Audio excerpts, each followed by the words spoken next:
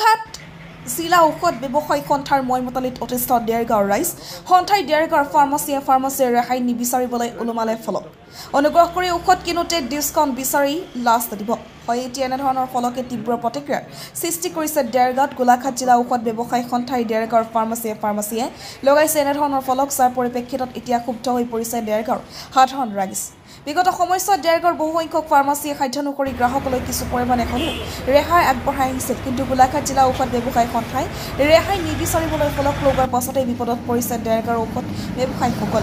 দুই নাৱত দুই ভৰিৰ দৰে হৈছে ডেৰগাঁৱৰ ঔষধ ব্যৱসায়ীসকলৰ ৰেহাই নিদিলে গ্ৰাহক হেৰুৱাৰ ভয়ত আনহাতে ৰেহাই দিলে সন্থাৰ ঔষধ বলি হোৱাৰ ভয়ে এতিয়া বিপদত পেলাইছে ব্যৱসায়ীসকলক গোলাঘাট জিলা ঔষধ ব্যৱসায়ী সন্থাৰ সিদ্ধান্তৰ বিৰুদ্ধে এতিয়া জাঙুৰ খাই উঠিছে ডেৰগাঁৱৰ সাধাৰণ ৰাইজ অতি শীঘ্ৰেই যদি সন্থাই সিদ্ধান্ত বাতিল নকৰে ডেৰগাঁৱত আন্দোলনৰ দৰে যিকোনো পৰিস্থিতি উদ্ভৱ হোৱাৰ সম্ভাৱনাৰ কথা ব্যক্ত কৰিছে সাধাৰণ লোকে আচলতে এইটো এটা মাৰাত্মক কথা হৈছে এতিয়া এনেকুৱা এটা হৈছে যে বিশেষকৈ যিখিনি জ্যেষ্ঠ নাগৰিক আছে জ্যেষ্ঠ নাগৰিক মানে 60 বছৰৰ ওপৰত যিখিনি মানুহ ৰিটায়াৰমেণ্ট লৈছে আজিকালি আপোনালোকে নিশ্চয় গম পাইছে বজাৰত বস্তুৰ যি মূল্য শেষ মানে এটাই ভৰসা আছিলে যে কেইদিনমান জীয়াই থাকিবলৈ কাৰণে দৰৱটোৰ মূল্য যদি নিয়ন্ত্ৰণ হয় আৰু তেনেকৈ আমি আজি মই ব্যক্তিগত মোৰ কথাই কৈছোঁ যে আজি 30-40 বছৰ আমি প্ৰেছাৰ চেছাৰ ইত্যাদিত ভুগিছোঁ এই দৰৱ সদায় আমি খাই আছোঁ কিন্তু পাৰ্টিকুলাৰ আমি যিখন দোকানৰ পৰা আজি দৰৱ খাইছোঁ এইটো মিছা নহয় টুষ্টু মেডিকেলৰ সন্মুখতে মই ৰৈ আছোঁ তেওঁ কিন্তু আজি ইমান দিন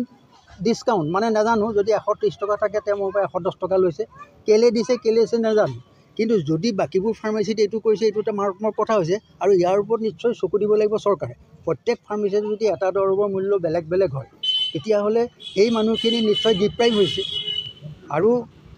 প্ৰত্যেকেই দৰৱটোতো এনেই কোনেও নিদিয়ে আৰু যদি আজি এটা দৰৱৰ দাম এনেকুৱা হৈছে আজি 5 বছৰত মই যিটো দৰৱ খাওঁ ব্যক্তিগতভাৱে সেই দৰৱটোৰ মূল্য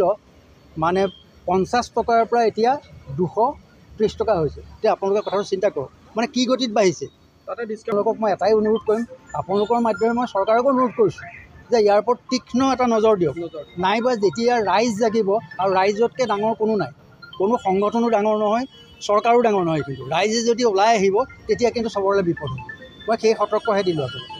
ধন্যবাদ প্ৰথম কথাটো হৈ গ'ল চাওক আচলতে মইমতালি যি দম্ভ আচলতে গোলাঘাট জিলা ঔষধ ব্যৱসায়ী সন্থাৰ প্ৰথম কথাটো হৈছে তেওঁলোকৰ এই দম্ভ বন্ধ কৰিব লাগিব মানুহৰ এটাই উপায় যে বেমাৰ হ'লে তেওঁলোকে কি কৰিব তেওঁলোকে দৰৱ খাব ইনজেকশ্যন ল'ব চিকিৎসকৰ ওচৰলৈ যাব কিন্তু বৰ্তমান সময়ত যদি বহুতো মানুহ এনেকুৱা ধৰণৰ আছে যি আপোনাৰ ধৰক ঘৰৰ ভাতমুঠি খাবলৈও কেতিয়াবা আপোনাৰ বিভিন্ন ধৰণৰ অভাৱ অনটনৰ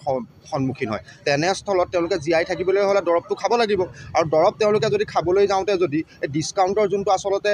আছিলে ডিছকাউণ্টৰ যোনটো ব্যৱস্থা আছিলে সেই ডিছকাউণ্টৰ ব্যৱস্থাটো আচলতে গোলাঘাট জিলা ব্যৱসায়ী সন্থাই আচলতে বন্ধ কৰিব বিচাৰিছে এইটো আচলতে গৰিহণাৰ যোগ্য আৰু কিন্তু আৰু এটা কথা ক'ব বিচাৰোঁ তেওঁলোকৰ এনেধৰণৰ সিদ্ধান্তৰ ফলৰ পৰা আচলতে সাধাৰণ ৰাইজৰ তেওঁলোকৰ পাপ লাগিব এইটো কথা স্পষ্ট আৰু আমি এটা কথা সকলোৱেই জানো যে চৰকাৰে যিসকল ঔষধ ব্যৱসায়ী আছে তেওঁলোকক এটা নিৰিখ বান্ধি দিছে যে তেওঁলোকে 17%কৈ প্ৰফিট পায়েই 17%কৈ তেওঁলোকে যিহেতু প্ৰফিট পাইছে তাৰ পৰা তেওঁলোকে 5% ডিছকাউণ্ট দিয়াটো তেওঁলোকৰ আপত্তি থাকিব নালাগে বা 10% ডিছকাউণ্ট দিয়াটো আপত্তিত থাকিব নালাগে এনেধৰণৰ বহুত ঔষধ ব্যৱসায়ী আছে যিসকলে আচলতে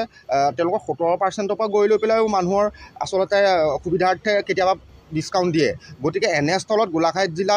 আচলতে ঔষধ ব্যৱসায়ী সন্থাই যি সিদ্ধান্ত লৈছে এয়া বাতিল কৰিব লাগিব আৰু এটা কথা স্পষ্ট ৰূপত আমি ছাত্ৰ মুক্তি সংগ্ৰাম সমিতি আৰু কৃষক মুক্তি সংগ্ৰাম সমিতিৰ তৰফৰ পৰা ক'ব বিচাৰিছোঁ ডেৰগাঁৱত এই মইমতালি গোলাঘাট জিলা